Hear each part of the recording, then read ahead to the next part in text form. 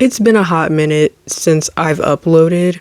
Yeah, so much for one video a week. I'ma keep it a bean with you. I've been struggling. Struggling with what? Struggling with a whole bunch of existential thoughts. Let's talk about that. Did I say existential correctly? Existential? Existential. Okay, I've been thinking a lot. Thinking about what, Kenny? Thinking about my future. Okay, because the people in my personal life have been asking me what I plan to do with my life. Now, I think that's a ridiculous question, considering the fact that I'm only 19 years old, okay? I'm just a girl.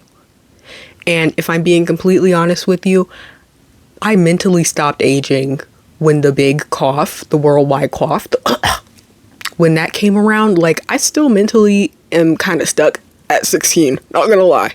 Asking me what I want to do with my life is like, I actually don't have a comparison. I don't know why people are asking me what I want to do with my life. Again, I'm 19. I'm just a girl. But also, in addition to being just a girl, up until very recently, I've struggled with something called a foreshortened sense of future. Now, according to my ex-therapist, a foreshortened sense of future is basically when you don't see a future for yourself. Like when I was in middle school, I did not think I was going to make it to high school. When I was in high school, I did not think I would graduate. Now I'm here, 19 years old.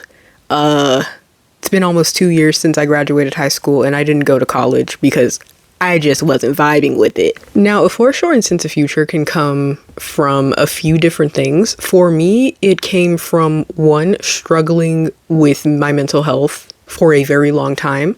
And then two, not really feeling safe or secure in my surroundings. My parents got a divorce around the time when I hit puberty, and from there I lived with my mom. And listen, I don't want to shit talk my mom because she's dead, but you know, how do I explain this? You can love your child unconditionally and still be a bad parent, okay? And that's what my mom was. My adolescence was incredibly unstable, lots of moving, going from one place to another. I was technically homeless for a lot of my adolescence. Like, yeah, I had a roof over my head, but we had no like real address, no real home. At one point, I was living in a roach motel for a year. So that was fun. All of these circumstances, you know, the constant moving, technically being homeless, combined with the fact that my mom just like was not hearing anything when it came to me and my mental health because, you know, she was Black. All I'm going to say is that the Black community has a lot of work to do when it comes to helping and accepting other Black people when they're having mental issues. And I'm gonna just leave it at that. I'm going to leave it at that. So yeah, like I was saying, I struggled with a foreshortened sense of future, and I only recently have been able to work through it because I've only recently been secure enough to actually sit down and realize, like, okay, my life is not going to suddenly end because of some random outside thing. I'm probably going to be here for a few years. What happens next?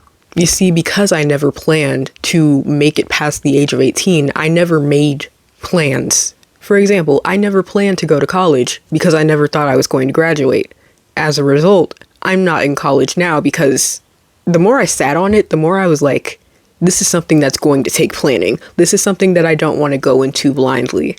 Of course, I could have just gone to college because, you know, it's the right thing to do for someone my age. You graduate high school, you go to college. That's the next step. But I wasn't feeling that, you know? I knew for a fact that I was not ready to be put into that environment. So that kind of threw me off, not gonna lie. I am already not in the same place as a lot of my peers. I've also been jobless for the past 5 months as well, due to getting attacked by a dog at my last job. Whole other story. I've just been feeling really behind. I've been struggling very heavily with not comparing myself to other people, because my life is my life and I understand that. But I also want to do more with my life. You know how I said I didn't go to college, like, I don't know, how long ago was that? Like a minute ago? Yeah, I kind of lied. I technically did. Like, I gave it a go because that is what the people around me wanted. They wanted me to at least try. So I tried and I dropped out. And after dropping out, I entered a very deep depression.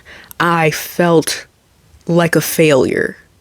Not because I had dropped out, but because I had gone to college knowing that I wasn't ready. All right, I failed myself. I failed myself by not listening to myself, by not paying attention to what I needed. And that put me in a very deep depression for a very long time. After dropping out, I was basically rotting in my room for months on end. And I decided that I was going to do everything in my power that I could do to change that. So I grinded super hard, okay? I remember at the beginning of this year, I was incredibly depressed, right?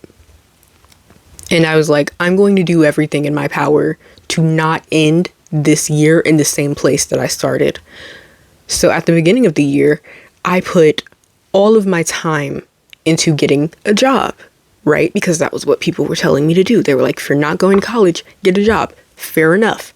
3 months into this year, I get a job that seems like my dream job. Good pay, good benefits. It was at an animal shelter. I love animals. So I was like, okay. I was chilling, right? Come to find out, this job would be both the best and the worst thing that ever happened to me. 2 months into the job, I was incredibly stressed. I was tired. I was being worked to the bone because something that they did not tell me was that they were incredibly understaffed. And you know, me being young and this being my first big girl job, I didn't know that I was going to have to ask those things in an interview. Like, what's your work environment like? How many staff members do you have? Da da da da.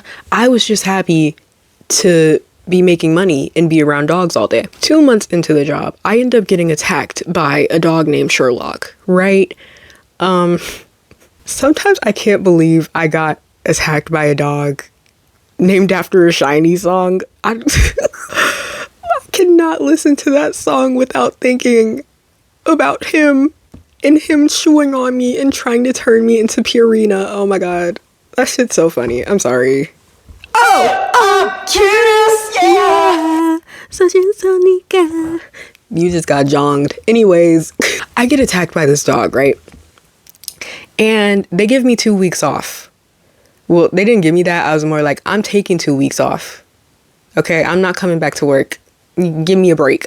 And during those 2 weeks, I was the happiest that I had ever been since I had gotten that job, because it was the only time that I had to rest and relax. Like, literally my mind and my body, since I had gotten that job, had been on go constantly. Like, I was stressed. I was wired. Like, I could barely sleep. My appetite was fully gone. Should I say this? Well, child, I already quit. They can't do nothing to me now. I was high. I was high out of my mind during every shift because that was the only way that I could make it to the end of the day without breaking down. And after getting attacked, I wish I could say that I quit that job and like realized my worth, but I didn't. I went back. I went back for maybe like a month and then I quit because management was pissing me off. I'm saying all of that to say that despite all of the hard work that I had put into to get myself into a different place, I ended up back where I started.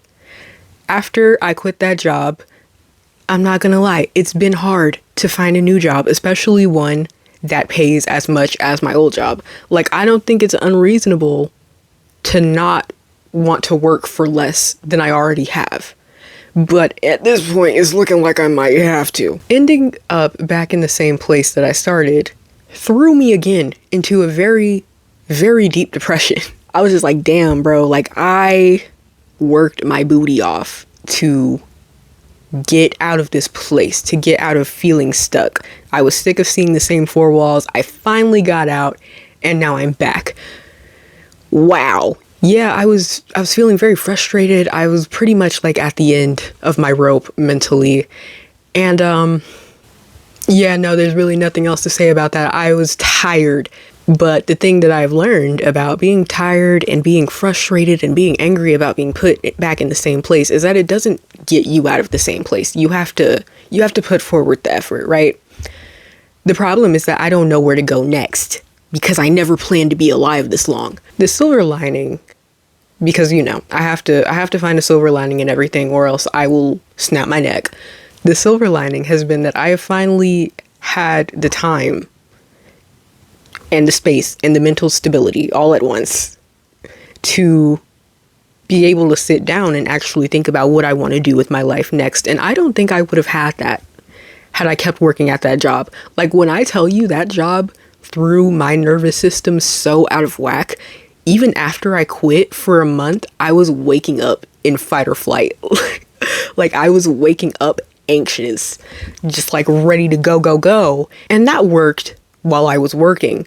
But now that I have no job, we gotta fix that. Waking up like that and like staying in that state for the entire day when there was literally nothing for me to do, torture. Like, I had to work my way out of that. And once I did, I finally felt like I had the peace and the stability and the time to actually think about what I wanted out of life.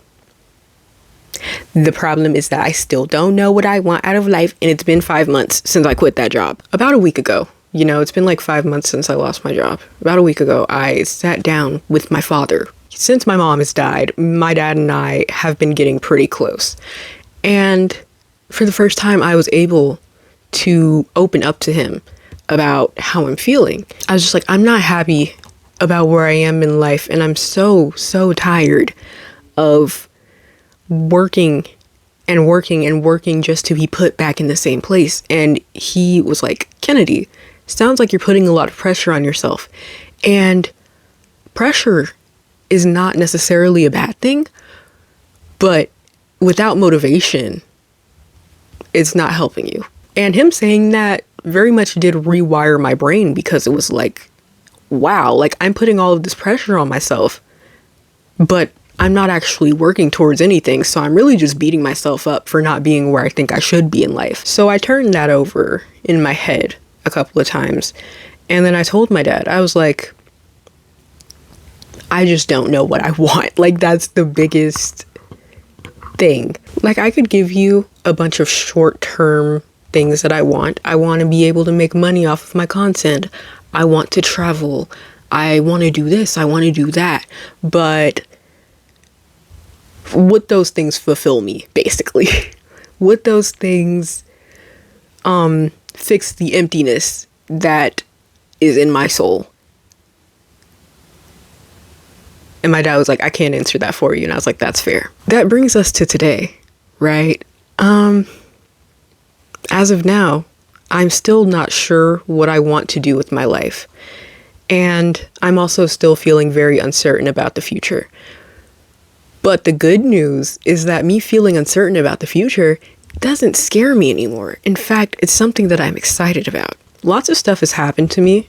I've been through lots of stuff for someone my age.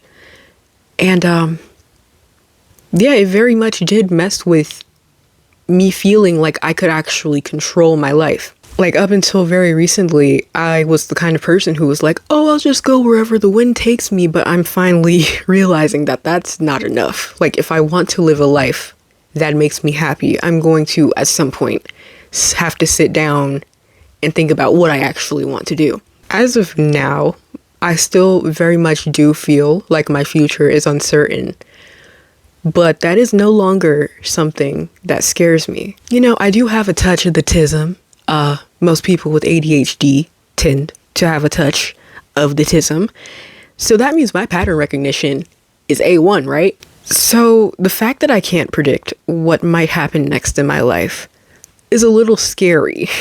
But now, in addition to being scary, I find it to be exciting, because it means that whatever happens next is something that I've never seen or experienced before, for better or for worse. I don't know where I'm going to go or what I'm going to do, But for once, I have this feeling of peace. Like, regardless of what happens, I'm gonna be fine. I'm going to be okay. Regardless of other people's judgment, everything is going to turn out. Did my voice just crack? Ignore it. Everything's going to turn out how I want it to turn out.